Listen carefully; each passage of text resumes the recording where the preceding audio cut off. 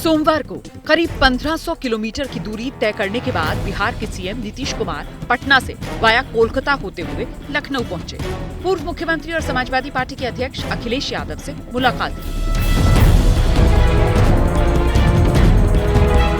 इस मुलाकात के बाद नीतीश ने ऐलान किया कि वो पीएम पद के उम्मीदवार नहीं हैं। एक चीज हम बता देते हैं, अपने बारे में बता देते हैं, हमको नहीं बनना है, ये अच्छी तरह जान लीजिए। हम सबको खाली एकजुट करने में लगे, अपने लिए हमको नहीं कुछ चाहिए। हम देश के हित में काम करेंगे और बाकी सब लोग होंगे, दूसरे लोग होंगे, सब बैठ करके तय करेंगे। वैसे राजनीति में जो कहा जाए वो किया ही जाए, ऐसा कोई मूल मंत्र तो है नहीं। खैर, बात इस वक्त हम नीतीश की उम्मीदवारी या दावेदारी की नहीं कर रहे।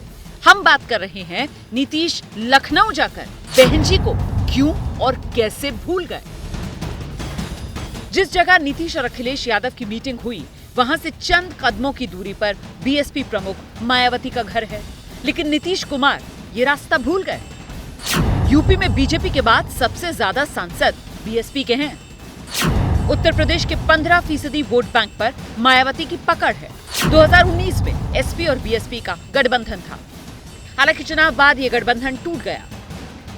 अब जबकि नीतीश विपक्ष को एक सूत्र में बांधने चले हैं, तो देश के सबसे बड़े प्रदेश में दूसरे सबसे ज्यादा सांसदों वाली पार्टी को ही किनारे कर दिया।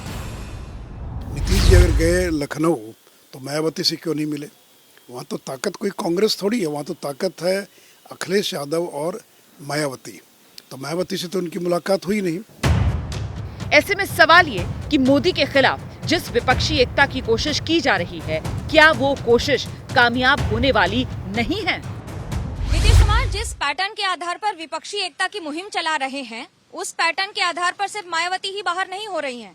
दरअसल बंगाल में लेफ्ट का बड़ा दबदबा और वोट बैंक है, लेकिन अगर ममता बनर्जी की तृणमूल कांग्रेस और लेफ्ट का गठबंधन होना हो तो वो बहुत ही ज्यादा मुश्किल हो जाता है। ऐसे में ममता के साथ जाने का मतलब है लेफ्ट से अलग हो जाना।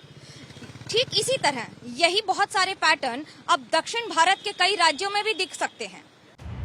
कभी नीतीश के करीबी रहे चुनावी रणनीतिकार प्रशांत किशोर कह रहे हैं कि नीतीश कुमार का तो अपना ही ठिकाना नहीं। नीतीश कुमार को बिहार की चिंता करनी चाहिए, अपना ठिकाना है नहीं। मैंने आपको वही कहा, जिस पार्टी का 0 MP है वो देश का प्रधानमंत्री तय कर रहा है। जिस पार्टी का अपना ठिकाना नहीं है वो पूरे देश के पार्टी को एकत्र कर रहा है। जहां तक यूपी की सियासत का सवाल है, तो मायावती और समाजवादी पार्टी अलग अलग चुनाव लड़ते हैं, तो फिर विपक्षी एकता की गुंजाइश बचती नहीं और इसका ज्यादा फायदा चुनाव में भारतीय जनता पार्टी को ही होगा। वैसे भी मेयर चुनाव में मायावती ने जिस तरह से मुस्लिम उम्मीदवारों पर दांव लगाया, उसके बाद ये माना जा रहा है कि मायावती की कोशिश 2024 में मुस्लिम और दलित एकता की बदौलत चुनाव में जाने की है। बीएसपी ने नगर निगम चुनाव में से 17 में से 11 मुस्लिम प्रत्याशी उतारे हैं। इतना ही नहीं, समाजवादी पार्टी के कई बड़े मुस्लिम चेहरे भी मायावती के रडार पर बताए जा रहे हैं। मुद्दा ये है कि अगर बीएसपी दलित और मुस्लिम का कॉम्बिनेशन बनाने में कामयाब हो जाती है तो वो यूपी में बीजेपी से कहीं ज्यादा समाजवादी पार्टी के लिए एक बड़ी चुनौती बन जाएगी। यानी कि बहन जी को दरकिनार करना विपक्ष को भारी पड़ सकता है।